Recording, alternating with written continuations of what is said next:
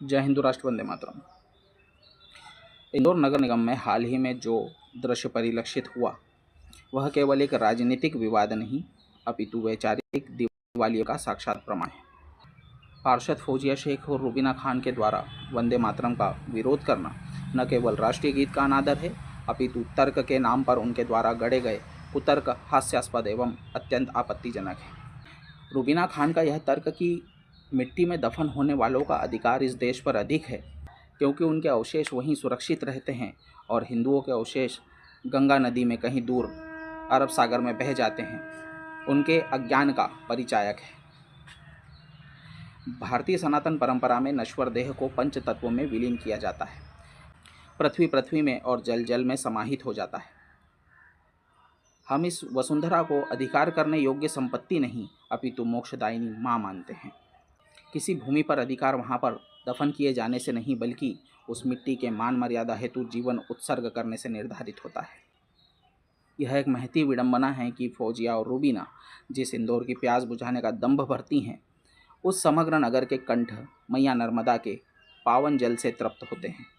हिंदुओं के लिए माँ नर्मदा और माँ गंगा मात्र एक जलधारा नहीं अपितु साक्षात देवी और अटूट आस्था का केंद्र है। इन दोनों पार्षदों की मजहबी कट्टरता को लेकर यह प्रश्न विचारणीय है कि यदि आपको हिंदुओं की पवित्र नदी नर्मदा का जल पान करने से कोई मजहबी बाधा प्रतीत नहीं होती है, यदि उस जल से देह की पिपासा शांत करना आपके पंथ के विरुद्ध नहीं है, तो उसी मातृभूमि की वंदना वंदे मातरम करने में आपका ईमान संकट में कैसे आ जाता है।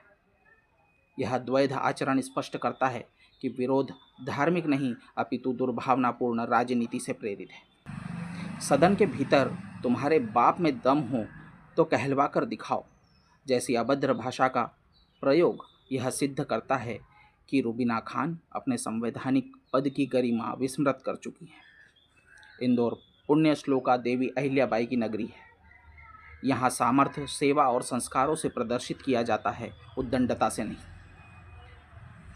वंदे मातरम किसी हट का विषय नहीं है अपितु इस राष्ट्र की माटी के प्रति कृतज्ञता की अभिव्यक्ति है। अंत में इन दोनों पार्षदों के लिए केवल इतना ही कहना चाहेंगे कि जो वायु, जो जल और जो विशिष्ट पहचान आपको इस राष्ट्र ने प्रदान की है, उसके प्रति सम्मान प्रकट करने में यदि आपको संकोच है तो आपको यहाँ के जनमानस का प्रतिनिधित्व करने का कोई नैतिक अधिकार नहीं है।